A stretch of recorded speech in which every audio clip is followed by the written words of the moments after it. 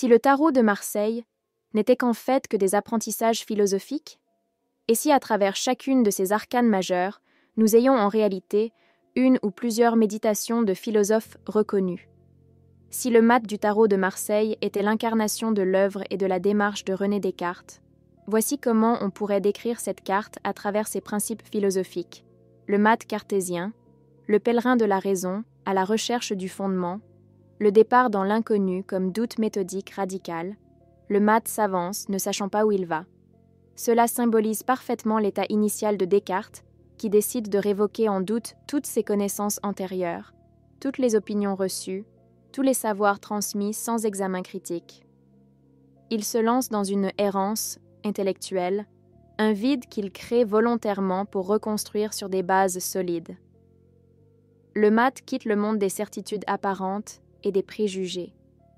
Son baluchon, léger, pourrait contenir le strict minimum, non pas des possessions, mais les outils de sa méthode, les règles pour bien conduire sa raison et la conscience de son ignorance initiale. La quête de la conquête du monde comme refondation du savoir. La conquête du monde du mat ne serait pas une conquête matérielle, mais une ambition intellectuelle, celle de fonder une science universelle, un système de connaissances indubitable capable d'expliquer le monde. Descartes voulait asseoir la connaissance sur des fondations aussi solides que celles des mathématiques. La rencontre de lui-même comme la découverte du cogito, le point crucial. Dans son doute radical, la seule chose à laquelle Descartes ne peut échapper, c'est le fait même qu'il doute. Et s'il doute, il pense. Et s'il pense, il est une chose qui pense. Je pense, donc je suis, cogito ergo sum. Le mat, dans son voyage qui semble sans but, est en réalité en train de faire l'expérience la plus intime et la plus fondamentale. La découverte de sa propre existence en tant que sujet pensant, res iter cogitans. Avant de comprendre le monde, il doit se comprendre lui-même comme conscience. Sa destination première n'est pas le monde extérieur, mais le moi pensant, le point de départ de toute certitude. L'animal comme les passions, ou le malin génie, l'animal qui mordit ou pousse le mat pourrait symboliser plusieurs choses dans une perspective cartésienne. Les passions de l'âme que Descartes étudiera, ces forces qui peuvent troubler le jugement, mais que la raison doit apprendre à maîtriser.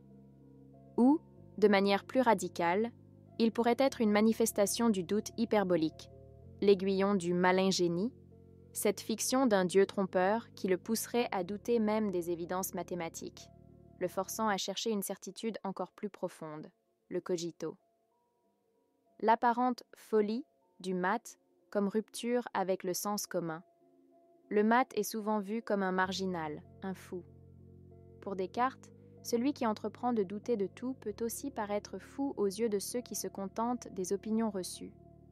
C'est la folie du philosophe qui ose suspendre son jugement et repartir de zéro, se fiant uniquement à sa propre raison. Le bâton comme la méthode. Le bâton sur lequel s'appuie.